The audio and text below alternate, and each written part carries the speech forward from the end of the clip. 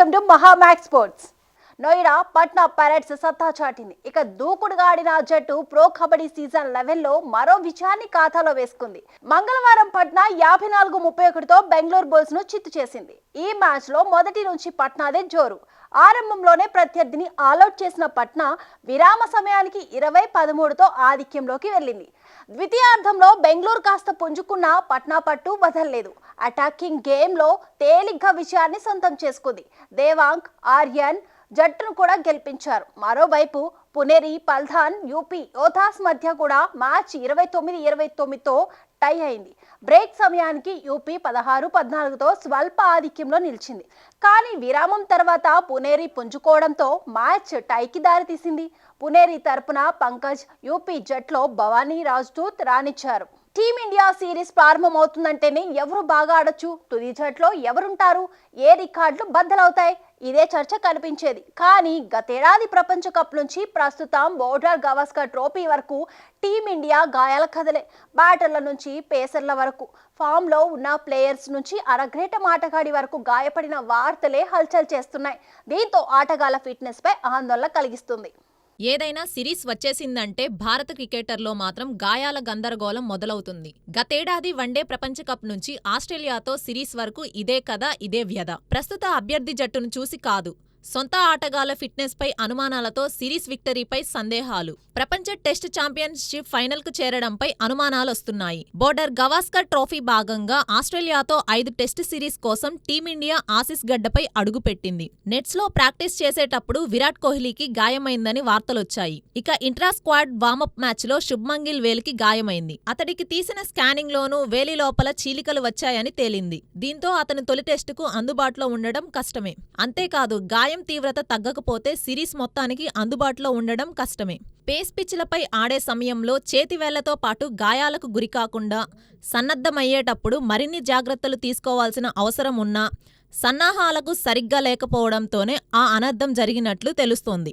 అంతేకాదు, ఆ మ్యాచ్లోనే కేఎల్ రాహుల్, విరాట్ కోహ్లీ పరిస్థితి మరింత అయోమయంగా మారింది. రాహుల్ మోచేతికి గాయమైందని, కోహ్లీ కూడా గాయంతో ప్రాక్టీస్ మ్యాచ్ నుంచి తప్పుకున్నాడని కథనాలు రాగా, ప్రస్తుతం ఇప్పుడు అంతా ఓకే అన్నట్లు చెప్పడంతో పైకి సంతోషమే కానీ సుదీర్ఘ సిరీస్లో ఎప్పుడు ఏం జరుగుతుందోనని ఆందోళన ఒక పక్క అభిమానుల్లో నెలకొంది. 5 టెస్టులు ఆడాలి. దాదాపు నెలన్నర పాటు ఆస్ట్రేలియాలో టీమిండియా క్రికెటర్లు ఉండాలి. మధ్యలో ప్రైమ్ మినిస్టర్స్ 6తో భారత్ ఓ వార్మప్ మ్యాచ్ ను కూడా మనం ఆడాల్సి ఉంది. ఇందుకోసం 18 మందితో కూడిన స్క్వాడ్ ను బీసీసీఐ ప్రకటించింది. మ్యాచ్ ఆడేటప్పుడు అత్యంత జాగ్రత్తలు పాటించాలి. ఎవరు గాయపడి దూరమైనా అది సిరీస్ పైనే తీవ్ర ప్రభావం పడనుంది. బోర్డర్ గవాస్కర్ ట్రోఫీ గెలుచుకొని ఆసీస్ గడ్డపై హ్యాట్రిక్ కొట్టడంతో పాటు ప్రపంచ టెస్ట్ ఛాంపియన్షిప్ ఫైనల్ చేరాలంటే విజయమే మార్గం. ఒకటి ఓడినా సిరీస్ రిస్క్ లో పడడమే కాకుండా డబ్ల్యూటీసీ ఫైనల్స్ ఛాన్స్ చేజారడం ఖాయం. అలా జరగకుండా ఉండాలంటే క్రికెటర్లు ఫామ్ లో ఉండడంతో పాటు ఫిట్నెస్ అత్యంత కీలకం. జట్టులో సగానికి పైగా ఉన్న క్రికెటర్ యంగ్ గన్స్. గాయాలు దరిచేరితే వారి క్రికెట్ భవిష్యత్తు కూడా ప్రమాదంలో పడే అవకాశం లేకపోలేదు. అందుకే మరిన్ని జాగ్రత్తలను టీం మేనేజ్మెంట్ తీసుకోవాలి. ఆటగాళ్లకు గాయాలతో గతంలోనూ ఇలాంటి పరిస్థితి ఎదురు కావడంతో మనకు ఎదురు దెబ్బలు తగిలాయి. వన్డే ప్రపంచ కప్ ముందు స్టార్ పేసర్ జస్ప్రీత్ బుమ్రా కూడా గాయపడ్డాడు. దాదాపు 7 నెలల పాటు మైదానం వైపు చూడలేకపోయాడు. అలాంటి పరిస్థితే మరో ఫాస్ట్ బౌలర్ షమీకి ఎదురైంది. 10 నెలల పాటు క్రికెట్ కు దూరమైన అతడు తాజాగా రంజీ ట్రోఫీలో తన ఫిట్నెస్ ను నిరూపించుకునేందుకు తిరిగి వచ్చాడు. సీనియర్లే కాకుండా యువ క్రికెటర్లు గాయాలతో తమకొచ్చిన అవకాశాలను చేజార్చుకున్న ఉదంతాలు ఉన్నాయి.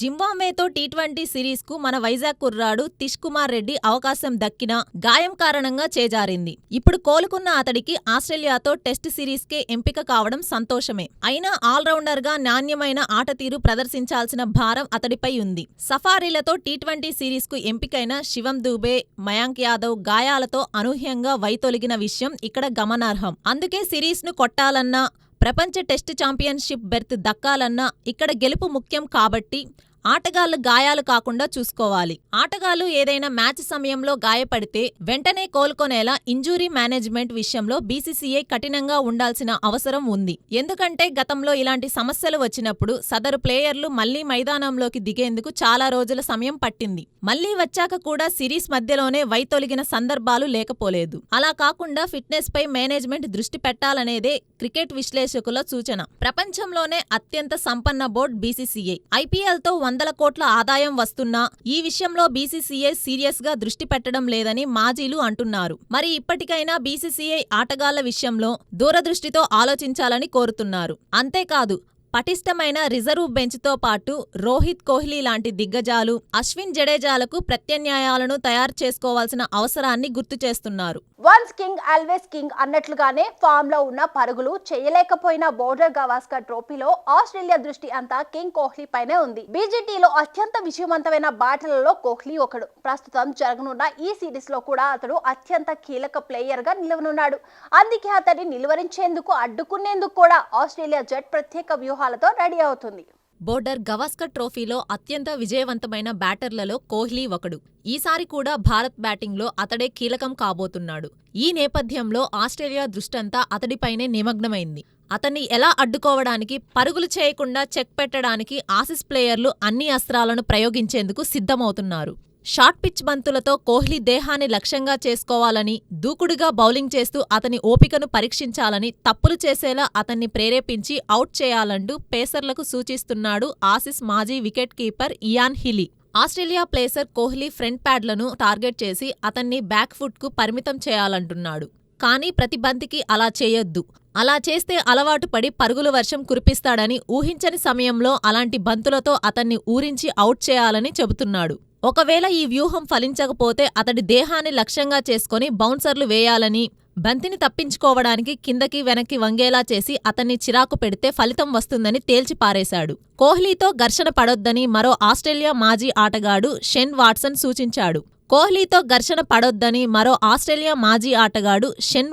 సూచించాడు. అతన్ని ఎంతగా రెచ్చగొడితే అంత తీవ్రతతో అంత బాగా ఆడతాడని జాగ్రత్తలు చెబుతున్నాడు. కోహ్లీ అంటే ఎంతో గౌరవం అని, క్రికెట్లో అతను అద్భుతమని ఆసీస్ స్పిన్నర్ నాథన్ లైనన్ ప్రశంసలు వర్షం కురిపించారు. ఇటీవల అంతగా ఫామ్ లేకపోయినా అతన్ని తక్కువ అంచనా వేయకూడదని కూడా అంటున్నాడు.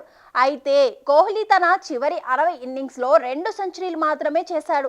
ఈ ఏడాది 6 టెస్టుల్లో అతని సగటు 22.72 మాత్రమే అయినా అతడికి అడ్డుకట్ట వేయడం సవాలేనని కూడా చెబుతున్నాడు. ఈ సిరీస్లో అతన్ని బౌన్స్ చేయాలనుకుంటున్నానని, అది తనకు సాధ్యమవుతుందో కాదో అని కూడా అంటున్నాడు. అంతేకాదు ఈ తరంలో కోహ్లీ, స్టీవ్ స్మిత్ గొప్ప బ్యాటర్లు అంటూ లయన్ కితాబిచ్చాడు. స్పెయిన్ బుల్ రఫెల్ నడాల్, స్పిన్ టెన్నిస్ దిగ్గజం రోజర్ ఫెడరర్ ఇద్దరే టెన్నిస్ కోర్టులో ప్రియమైన శత్రువులు, టెన్నిస్ కోర్టు బయట ప్రాణ స్నేహితులు. ఇక తాజాగా డేవిస్ కప్ తో నడాల్ టెన్నిస్ నుంచి తప్పుకుంటున్న నడాల్ కు గతంలోనే ఫెడరర్ టెన్నిస్ కు గుడ్ బై చెప్పిన ఫెడరర్ నాటి జ్ఞాపకాలతో లేఖ రాశాడు. ఉజ్వలంగా సాగిన అతని కెరీర్ ను ఎంతో మెచ్చుకున్నాడు ఫెడరర్. టెన్నిస్ ప్రపంచంలోని Spain star Rafael Nadal, Roger Federer సుదీర్ఘకాలం ఆటను శాసించారు. స్విస్ దిగ్గజం ఫెడరర్ 2 ఏళ్ల క్రితం రిటైర్ కాగా ఇప్పుడు నడాల్ వంతు వచ్చింది. ప్రస్తుతం డచ్ టీంతో జరుగుతున్న డేవిస్ కప్ తో టెన్నిస్ కు గుడ్ బై చెబుతున్నాడు నడాల్. 20 గ్రాండ్ స్లామ్ టైటిల్స్ తో ఫెడరర్ అతని కెరియర్ ముగిస్తే 20 గ్రాండ్ స్లామ్ టైటిల్స్ తో నడాల్ గుడ్ బై చెబుతున్నాడు. వీరిద్దరూ కోర్టులో ప్రత్యర్థులే అయినా మైదానం బయట మంచి స్నేహం ఉంది. ప్రపంచ టెన్నిస్ సర్క్యూట్లో తమ పరస్పర గౌరవాన్ని, అభిమానాన్ని వీరిద్దరూ చాలాసార్లు ప్రదర్శించారు. ఈ సందర్భంగా నడాల్ రిటైర్మెంట్ నేపథ్యంలో నాటి జ్ఞాపకాలతో ఫెడరర్ ఒక లేఖ రాయడం, అందులో అతని ఆటను విశ్లేషించడంతో లేఖ అద్భుతంగా సాగింది. నేను నీపై గెలిచిన మ్యాచ్ల కంటే నువ్వు నన్ను ఎక్కువసార్లు ఓడించావు. నీలా నాకు టెన్నిస్ కోర్టులో ఎవరు సవాల్ విసరలేదు. క్లే కోర్టు పైన అయితే నీ ముందు నిలబడడం కూడా కష్టమైందని అతని ఆటపై ఫెడరర్ ప్రశంసా వర్షం కురిపించాడు. నెదర్లాండ్ తో జరుగుతున్న డేవిస్ కప్ సింగిల్స్ మ్యాచ్ లో Spain tennis star Rafael Nadal పరాజయం పాలయ్యాడు. ఇదే చివరి టోర్నీ అని రిటైర్మెంట్ ప్రకటించిన 38 ఏళ్ల నడాల్లో ఒకప్పటి ఫిట్నెస్ ఫామ్ కనిపించలేదు. అతడు తొలి సింగిల్స్ లో మ్యాచ్ లో 4-6, 4-6తో నెదర్లాండ్ ప్లేయర్ బోటిక్ వాండి జాన్ షల్ఫ్ తో చేతిలో పరాజయం పాలయ్యాడు. దీంతో క్వార్టర్స్ ఫైనల్స్ లో స్పెయిన్ 0-1తో వెనుకబడింది. ఈ మ్యాచ్ లో స్పెయిన్ గెలిచి సెమీస్ చేరితే నడాల్ ఆడేందుకు అవకాశం లభిస్తుంది. లేదంటే అతడి కెరియర్ కు ఈ క్వార్టర్ ఫైనల్స్ పోరుతోనే ఫుల్ స్టాప్ పడనుంది. ఆసియా ఛాంపియన్స్ ట్రోఫీలో భారత అమ్మాయిల హాకీ జట్టు అదరగొట్టింది. లీగ్ దశలో అజేయంగా నిలిచి సెమీస్ చేసిన డిఫెండింగ్ ఛాంపియన్ భారత జట్టు అదే జోరును సెమీస్ లోనూ కొనసాగించనుంది. జపాన్ జట్టును నిలువరించి ఆద్యంతం ఆధిపత్యంతో ఆసియా ఛాంపియన్స్ ట్రోఫీలో ఫైనల్స్ కు దూసుకువెళ్లింది. భారత అమ్మాయిల హాకీ జట్టు అదరగొట్టింది. జోరు కొనసాగిస్తూ ఆసియా ఛాంపియన్స్ ట్రోఫీలో ఫైనల్స్ కు దూసుకెళ్లింది.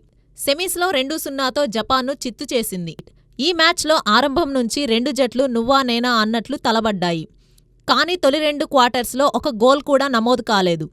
5వ నిమిషంలో సలీమా కొట్టిన షాట్ను జపాన్ గోల్ కీపర్ యుకుడో అడ్డుకున్నాడు. దీపికా ఉదిత కొట్టిన షాట్లు గమ్యాన్ని చేరలేదు. పెనాల్టీ కార్నర్లు వరుసగా వచ్చిన 2 జట్లు ఫినిషింగ్లో ఫెయిల్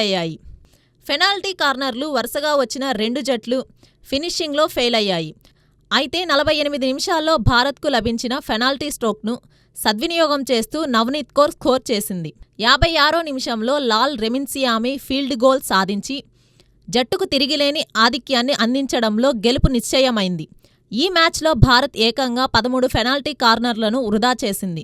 టైటిల్ పోరులో చైనాతో భారత్ తలబడనుంది.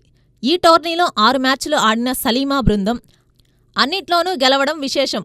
మరో సెమీస్లో చైనా 3-1తో మలేషియాను ఓడించింది.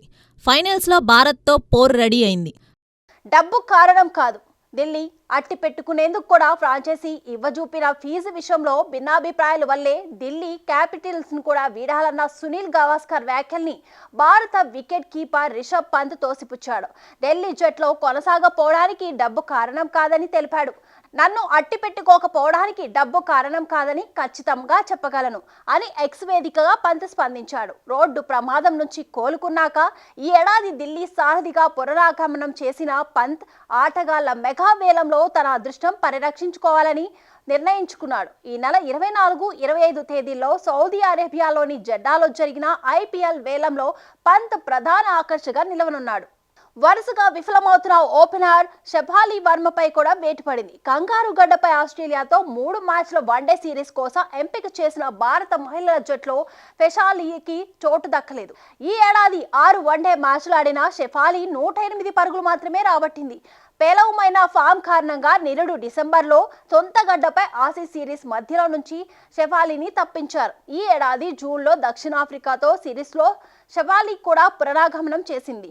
ఉమా ఛెత్రి, డయాలసిస్, హేమలత, శ్రేయాంక పాటిల్, సయాలి, నత గరేర్లకు కూడా జట్టులో స్థానం లభించలేదు. డిసెంబర్ 5, 8, 11న వరుసగా 3 వన్డేలు జరుగుతాయి. భారత వన్డే జట్ హర్మన్ ప్రీత్ కౌర్, స్మృతి మంధానా, అలాగే Priya Punia, Jemimah, Harleen Deol, Yastika Bhatia, Richa Ghosh, Tejas, Deepti Sharma, Minnu Mani, Priya Mishra, Radha Yadav, Titas Sadhu, Arundhati Reddy, Renuka Singh, Saima Thakor. Tyson bout record betting. Las Vegas ఒకప్పుడు పందెం రాయల పంట పండించిన మాజీ ప్రపంచ heavyweight champion Mike Tyson retire అయ్యాక కూడా తన ప్రభావాన్ని చూపిస్తున్నాడు. ఇక తాజాగా యూట్యూబర్ నుంచి బాక్సర్స్ గా మారిన జేక్ పాల్స్ కు టైసన్స్ మధ్య జరిగిన బౌట్ భారీగా బెట్టింగ్ జరిగింది. ప్రస్తుత వయసు, ఫిట్నెస్ దృష్టి పెట్టుకుంటే 58 ఏళ్ల టైసన్ ఈ బౌట్ లో గెలవడం కష్టమే అయినా పాల్సే అతనిపై కూడా పై చేయి కావాలని చాలా మంది కోరుకున్నారు. టైసన్ పాల్ మధ్య పోరు బాక్సింగ్ లేదా మిక్స్డ్ మార్షల్ ఆర్ట్స్ ఎక్కువ మంది బెట్టింగ్ వేసిన బౌట్ గా నిలిచింది. ఇక NFL గేమ్తో సమానంగా దీనికి అభిమానులు బెట్ కట్టారు. టైసన్ అవుట్ అంటేనే అభిమానుల్లో ఉండే క్రేజ్ ముందే తెలుసు. జేక్ కు టైసన్స్ కు మధ్య వయసు వ్యత్యాసాన్ని కూడా చూడకుండా పందేలు కట్టారు. తమ అభిమాన బాక్సర్ ని రింగ్ లో చూసేందుకు కూడా ఎగబడ్డారు అని సీజర్స్ స్పోర్ట్స్ బెట్టింగ్ ప్రతినిధి క్రెయింగ్ మెక్లో చెప్పారు. జైస్వాల్ మెరుగైన బ్యాటర్ గా తిరిగొచ్చాడు. రవిశాస్త్రి ఫెర్త్ ప్రపంచ స్థాయి ఆటగాడిగా గుర్తింపు తెచ్చుకున్న భారత ఓపెనర్ యశస్వి జైస్వాల్ ఆస్ట్రేలియా పర్యటన నుంచి మరింత మెరుగైన బ్యాటర్ గా తిరిగొస్తాడని మాజీ చీఫ్ కోచ్ రవిశాస్త్రి అన్నాడు. ఆసీస్ లో ఎలాంటి సవాళ్లైనా యశస్వి సమర్థంగా ఎదుర్కొంటాడని రవిశాస్త్రి తెలిపాడు. ఆసీస్ ను వీడే సమయానికి యశస్వి మరింత మెరుగైన బ్యాటర్ ఆడతాడని కూడా భావిస్తున్నా ఇప్పటికే అతను ప్రపంచ స్థాయి ఆటగాడు. ఇంగ్లాండ్ పై యశస్వి ఎలా ఆడాడో చూసాం. స్వేచ్ఛగా బ్యాటింగ్ చేస్తాడు. ఫెర్త్ లో బౌన్స్ ఎదుర్కోవడం అంత సులువు కాదు. కఠినమైన సవాళ్లు ఎదురవుతాయి. ఆ తర్వాత ఆ దశను యశస్వి అధిగమిస్తే అతను ఖచ్చితంగా అలరిస్తాడు. అలాంటి పిచ్లంటే అతనికి ఎంతో ఇష్టం. ఇక స్వేచ్ఛగా పరుగులు రాబట్టగల బ్యాటర్ అతను. సిరీస్ ఆరంభంలో విరాట్ కోహ్లీ సత్తా చాటొచ్చు, అతను రాణించాలి కూడా. కోహ్లీ భారీగా పరుగులు రాబట్టడం చూడాలని అనుకుంటున్నా అని రవిశాస్త్రి పేర్కొన్నారు. ఇవే ఇప్పటి వరకు మహామాక్స్ స్పోర్ట్స్ కథనాలు. Keep watching Mahaa Max.